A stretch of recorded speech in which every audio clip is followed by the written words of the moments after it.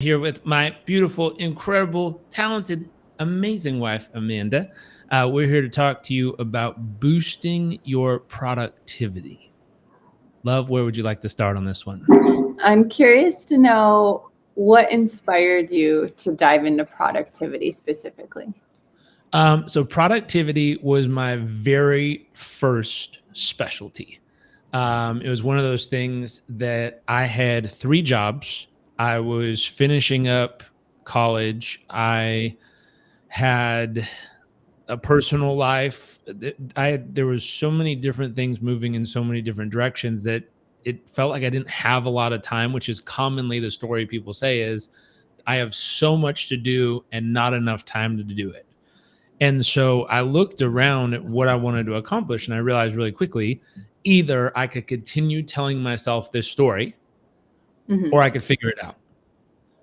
And my version of figuring it out was mastering a few different skills that would give me the ability to accomplish more in a day than most people accomplish in a week, to do more in a week than most people would do in a month, and to do more in a month than most people might do in a year.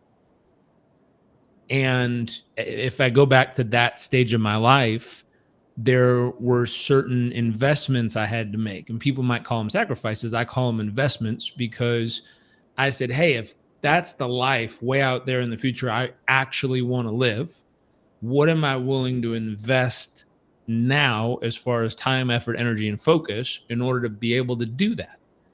And so I remember there were plenty of times where my friends would be going out at 10 at night and I would be winding down and going to bed at 9:30 or 10 in college, working three jobs and school and everything else. And they were like, I remember one moment specifically where my friends actually came by and they're like, hey, we know you wrap up early and we're going to go, we rented a beach house. We're going to go have fun all weekend, but we just wanted to like come by, give you a hug, tell you we love you. Like, good night, man. And they left to have fun. And I went inside to meditate and go to sleep.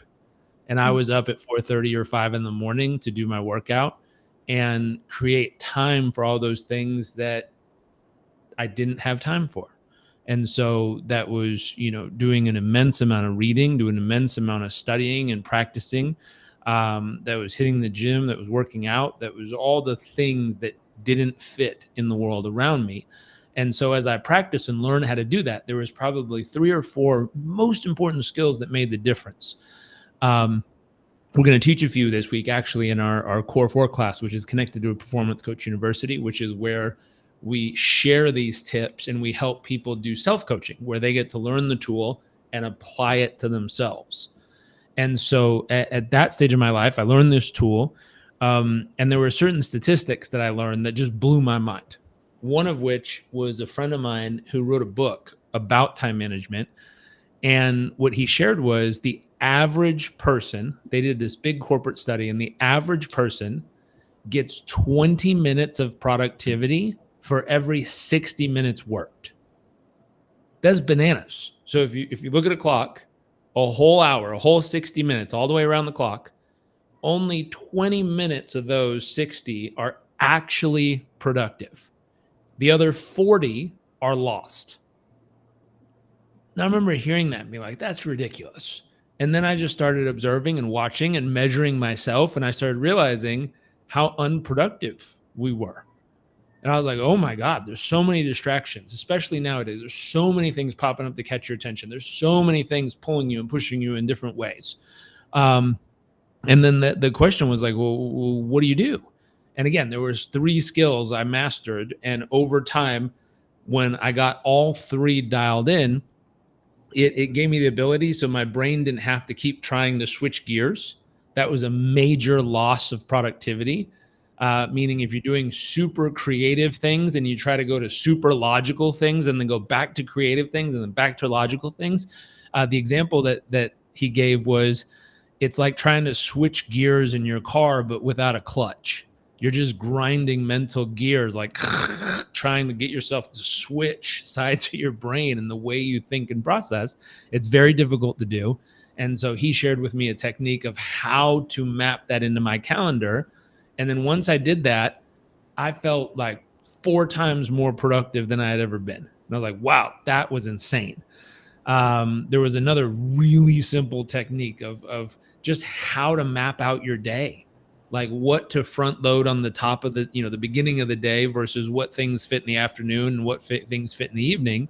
And by reorganizing what you put when and where, again, another 2% more productive. And I was like, this is incredible. And so I was nerding out over this stuff probably 20 years ago when I was in college. And when I first got into coaching, I worked for my dad. I got 250 hours of training with them. And then they said, hey, we're only going to let you coach on stuff you've actually figured out and mastered in your own life. Like, you have to have real results. You can't just be coaching on something you have no experience with. And so the only thing, I had 2 things: 1, health and fitness, which I had figured out, and 2, productivity and time management. And I remember when I left and on my own, my very first client 15 years ago on my own business was a lawyer in London from a major law firm. And he reached out to me and said, hey, I'd like you to coach me on productivity. And so him and I worked together for, I think it was 3 months, and we dialed him in. We mapped out his ideal week. We nailed down how he would chunk his days. We increased his productivity, I think 2x or 5x. And because of the actual results we got, he was the first person to refer me to work with another human being. And I was like, oh my God, I got a referral. Like, wow. And that led to more referrals. And my specialty back then was helping people increase productivity. And so I didn't really have any clients who were average performers that wanted real balance and that kind of stuff in their life. That didn't matter. I had top achievers who wanted to achieve more in less time. And our job was to figure out how to get their brain properly dialed into the day, how to stack what things went where in the day, how to organize their schedule in a way that allowed them to move quickly, how to prepare the people or team around them so that every time they would move from activity to activity, they had exactly what information needed to seamlessly move through it without interruption, distraction, or delay. And so we really got them moving. I've also learned a lot since then. I've had people give me feedback of like, that sounds robotic. That doesn't sound like you're really living. And I've met friends who are totally different. Like, that my original piece of my career was working with top achievers. I mean, you got to think in the business world, these would be your Olympic gold medalists. These are the best of the best at what they do. They're striving for more. They're looking for that 0.5% difference that gives them the edge to get what they want. Now, fast forward that story. That was one of my first clients I ever had in my personal business. 10 years later, he circled back and he said, hey, I know we worked together for a few years and then I went off on my own. I just wanted to give you an update. I sat down about a year ago and I looked at every single major goal I had in my life: becoming a partner, living on a certain street, getting married, 2 kids, having a specific car, living a certain way, flying private, like all these things I dreamt of when I first came on board this law firm. He's like, I have to tell you, every single one of those things has happened. Blew my mind. Everything I wrote down is now my life. And he said, I was sitting down last year and I was thinking, well, now what do I want to do? Where do I want to go from here? I've accomplished everything I wanted. I'm a partner of the firm. I've accomplished every dream I've ever had. Where do I go from here? And he took out a pen and paper and he started working through it. And he said, who helped me with this the first time? And what was really fascinating, he goes, I remember you and I worked together and you helped me the very first time. I help turning on on PBS. Okay, bring it over here. Son is making a guest appearance. Can you go to fix I'll be right back. Okay. I'll tell the rest of the story real quick. So he came back and he said, hey, can you help me the same way you helped me before? I said, absolutely. It'd be an honor. And so him and I sat down and we mapped out the next 10 years. Where would he go from there? He's a partner in the firm. He lives on the street he wants to live in London. He has the car. He's married. He has got the kids. Everything he wanted became his life. And so this conversation is, well, where do you go from here? Where do you achieve? Like, once you've hit the peak of success, if you're climbing the mountain and you get the peak of success, where do you go from there? I don't know if you've ever seen the logo of our company we have, but it's you hit the peak and then, where do you go? I always say beyond success. So what is above success? Achieving all the things you want. And that's what him and I worked on most recently in the last few years, which was, where do you go from here? You have all the success you want. You have all the money you want. You're married, you're happy, you're healthy, you have all the things you want. Where do you go from here? And what it really came down to was figuring out how he would choose to invest the moments of his life. What projects would he invest into? What people would he want to spend time with? Where would he want to go? What activities would he want to be a part of every day? What groups would he want to run in or sit with at the table? And that becomes the ultimate question, is when you've achieved all the stuff and all the things, the big question becomes, well, how do you want to invest the moments of your life each week? But to get there, we have to figure out, how do we get you max productivity? And so this week, really excited. And I have some thoughts to consider specifically about this concept. Where did my notes go? 1 second, my screen just froze on the other one. I had a series of notes. Time management's becoming even more critical in this day and age, specifically because now there's this whole work from home. And so as people are now working from home, it's even more difficult. I think, I don't know what I did.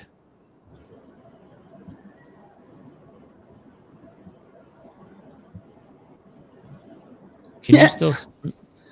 I can see you. Oh, on my screen, I just see a sunset. Yeah. Hold on. You're going. I'll be right back. How do you do that? Okay. So one thing you were talking about was how productivity. Oh, he's gone. So one thing we were talking about was productivity and how it's changed since working from home. And what does that mean now? What's the new version of productivity look like when all of the things, your family, your kids, your meals, your everything you need to do around the house is mixed in with your business or your work, and there's no longer this clean and clear line of what is work and then what is home and play. And so I'm excited for him to share what we're talking about this week as a way to help people, whether you're working in the office or you're working from home, and how to become more productive. And I think where people really miss the point of productivity, they often think it just means doing more and more and more and more. And the truth is, it's not just about doing and doing and doing and doing. And if you're listening to the story that Jairek was sharing before, he was able to meditate and work out and sleep well and eat well while his friends may be running off and going to party or something like that, and didn't have those same values, obviously, number one. And two, they didn't prioritize those things. And so productivity to someone that looks like it's just about output and doing more and more and more is really missing the mark. And I would say that's how most people end up burning themselves out, versus actually slowing down and truly prioritizing. In fact, the best leaders I know of any organization, team, company, you name it, they are the very best at prioritization. So it's not about doing a ton of things. It's actually just about getting crystal clear on, like, what is the most important thing that's actually going to move the needle. And move the needle isn't just in revenue, and it's not just in doing more. It's actually about being able to calm your mind, body, and soul and get laser crystal clear focused on what is the most important thing. What's the most important thing? Just one thing. So that's where so many people get it wrong. And I'm sure he's going to talk about that soon, because it's not about that. We actually get a lot of people talking about how life just isn't about doing more and more and more. And we're like, we completely agree. In fact, we believe it's about achieving success while living with purpose and having a really fulfilling life, and not just grinding and doing more. So when we talk about productivity, I hope that you understand that it's not about just doing more and more and more, harder, faster, stronger, and grinding. It's not that. It's not at all what we practice. We're very much about the fulfillment part. We're very much about the sustainability, the health, the longevity, the vitality, the energy that you have, and the fulfillment of everything that you do. And that ultimately for us leads to greater productivity. And it is such a more, again, fulfilling is the word that comes up. It's so much more fulfilling in the output in any category of life than rather just doing things for the sake of doing and being busy for the sake of busying and calling that like productivity because you're grinding on all cylinders. Anyway, all right, you're back. Welcome back. Of that, but the way I always think about it is if I can get more. Oh my gosh, you have such a cartoon voice right now. I don't know how you do that, but it's hilarious when that happens. You should actually just run with it.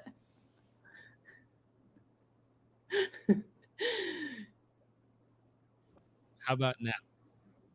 It's normal. Okay. The cartoon voice is hilarious. So the other piece I realized is getting more done in less time isn't so you could just stack more things onto your plate. My thought is getting more done in less time means you can get the most important things done and actually free up time to go invest it into the people and projects that really matter in your life. And so if you can get your work done in less time, and then you have more time to go work out, do some meditation, do some things for yourself, or go for a walk. We went on a walk this morning that was beautiful. We went to the Cocoa Bar down the road where this guy has coconuts the size of my son's head wearing a helmet, and he got to drink a fresh coconut this morning. And so it's freeing up time to be able to invest in the people and projects that matter to you in the world, which means we still need to get everything done. And it's really important. Some things that are important to think about, the impact of remote work on productivity. So this has made a huge shift in our lives. Many people report higher productivity levels when working from home, attributed to fewer office distractions and more control over their work environment. However, the increase in productivity has also raised concern about work-life balance and burnout potential. And so there's that piece that's happening. Another piece is mindfulness and mental health. There's an increased recognition of the importance of mindfulness and mental health practices in enhancing productivity. Techniques such as meditation, mindful breaks, setting boundaries for work hours are emphasized in maintaining health and well-being and preventing burnout. The flexibility of scheduling. So the flexible work schedules include adoption of the 4-day work week in some companies, which we do that, have shown promising results in improving productivity and employee satisfaction, which is pretty cool. Let's see, other things on here. More time for learning and development. So the ability, like if someone had a 1-hour commute every day to work and all of a sudden they get to reclaim the hour there and the hour back, that's 2 hours of learning or health or mindfulness or connecting with people you love. Like there's more that can fit into those hours. The personalization of productivity strategies. So this is a big one, learning all the different strategies for increasing productivity and figuring out which really work for you. Like I have one friend who gave me an idea that was totally out of my wheelhouse. And her idea was she has a nothing day. I was like, what is a nothing day? I'm like, what do you plan or what do you do with a nothing day? And she's like, no, that defeats the purpose. The point is, it is nothing. I'm like, what do you mean nothing? Like my brain couldn't comprehend the concept. And she's like, well, you go to bed. You have no clue what you're going to do the next day. You have no plans, nothing scheduled. And when you wake up, you take a deep breath. And instead of trying to logically decide what to do, you emotionally connect with what feels like it's calling to you. And whatever that is, that's what you move towards.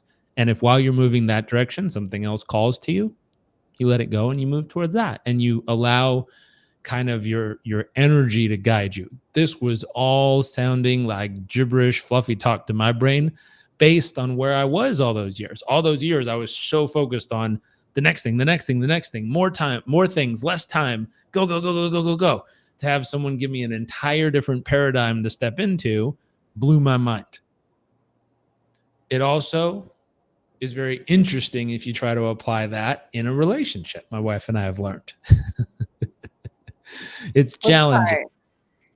Which part? Like on Sundays when I'll decide, I figured out, one, I have to give you a heads up. I have a nothing day. And then two, it's really hard to share the plan when there is no plan. The plan is to wake up and move to whatever calls. That's challenging because now there's more people and more my son, my wife, myself. There's a bunch of moving pieces. So it's also easy for some of us who are used to structure and organization to get stuck in our structure and organization.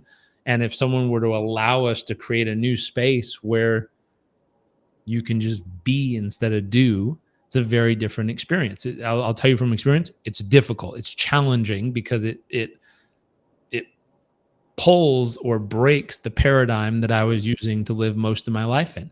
So people who are really great at planning freak out when you take away their ability to plan.